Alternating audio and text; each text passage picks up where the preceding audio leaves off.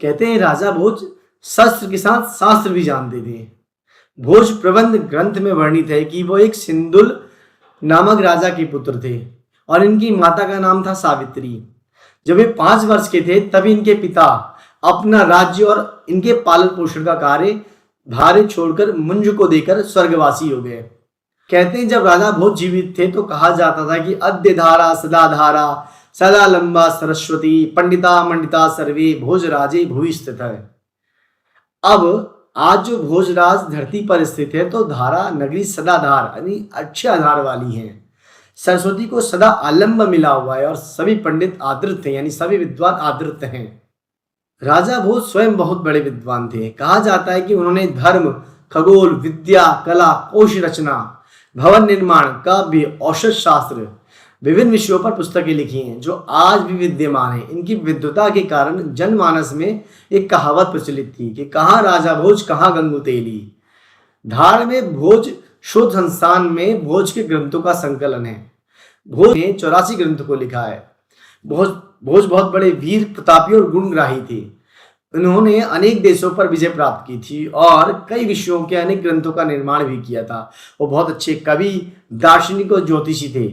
सरस्वती कंठाभरण और सिंगार मंजरी, चंपू रामायण, चारुचर्या, तत्व प्रकाश और व्यवहार समुच्चय आदि ग्रंथ इन्होंने लिखे हैं। इनकी पत्नी का नाम था लीलावती। राजा भोज से संबंधित अनेक कथाएं प्रचलित हैं।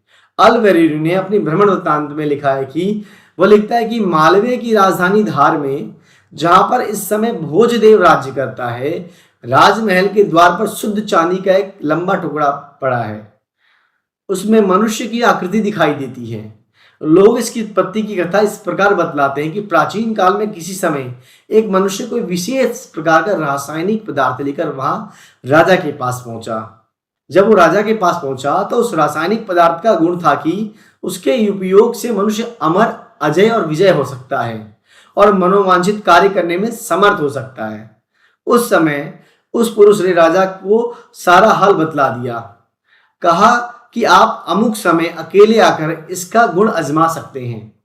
इस पर राजा भोज ने उसकी बात मान ली और साथ ही उस पुरुष की चाही हुई सब वस्तुएं एकत्रित कर भी ली। अपने कर्मचारियों को आज्ञा दे दी। इसके बाद वह पुरुष कई दिनों तक बड़ी कढ़ाई में तेल गर्म करता रहा। तब राजा भोज से बोला कि अब आप इसमें कूद पड़े तो मैं बाकी की क्रियाएं भी समाप्त कर डालूंगा। परंतु राजा भोज की उनके कथानुसार जलते हुए तेल में कूदने की हिम्मत नहीं हुई।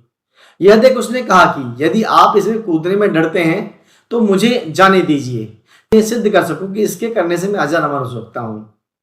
राजा ने उसकी बात मान ली। इस पर उस पुरुष ने औषधियों की कई पुड़ियां निकालकर राजा भोज को दे दी और समझा दिया कि इस पुड़ियों को बाद में तेल में डाल। इस प्रकार राजा भोज को समझा बुझाकर वह पुरुष कढ़ाई में कूद पड़ा और क्षण भर में ही गलकर एक गाढ़ा तरल पदार्थ बन गया। राजा भी उसकी बतलाई विधि के अनुसार एक भोज ने धीरे धीरे करके सारी पुड़ियां उसमें डाल दी।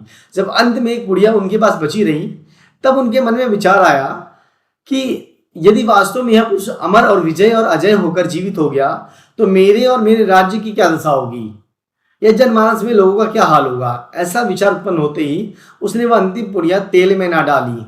इससे वह कढ़ाई ठंडी हो गई और वह घुला हुआ पुरुष चांदी के टुकड़े के रूप में जम गया। कहते हैं भोज के समय भारतीय विज्ञान की अलग एक ख्याति थी। समरांगण सूत्रधार का 23वां अध्याय यंत्र विज्ञान से संबंधित है। इस अध्याय में यंत्र, उसके भेद और विविध यंत्र निर्माण पद्धति पर विस्तार से प्रकाश डाला गया है।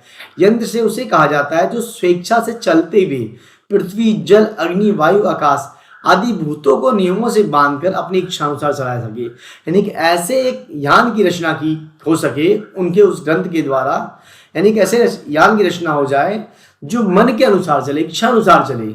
वो कहते हैं कि स्वयं वाहम एकम स्यात् सत्कृते प्रेर्य तथा परम अन्य दरंत्रियम वाहिया बाह्य मन यत दूरता। इन तत्वों से निर्मित यंत्रों के विविध भेद हैं, जैसे कि स्वयं चलने वाला, एक बार चला देने पर निरंतर चलता रहने वाला, दूर से गुप्त शक्ति से चलाया जाने वाला या समीपस्थ चलाया जाने वाला। भोज के भोज प्रबंध में लिखा है कि घटे कया कोश देश कर्मश्व सुकृतिमो गच्छति चारुगत्या वायु नदाति वजनम शु पुष्कलम विना मनुष्येण चलत यंत्र जस्सम। भोज ने यंत्र निर्मित कुछ वस्तुओं का भी विवरण दिया है। यंत्रयुक्त हाथी चिघाड़ता हुआ चलता हुआ प्रतीत होता है। शुक आदि पक्षी भी ताल के अनुसार नृत्य करते हैं। कहते हैं जब राजा भोज का देहांत हुआ तो कहा जाता है कि अद्य धारा निराधारा निरालंबा सरस्वती पंडिता खंडिता सर्वे भोजराजे दिवंगते। आज भोजराज के देहांत हो जाने पर यह नगरी निराधार हो गई है।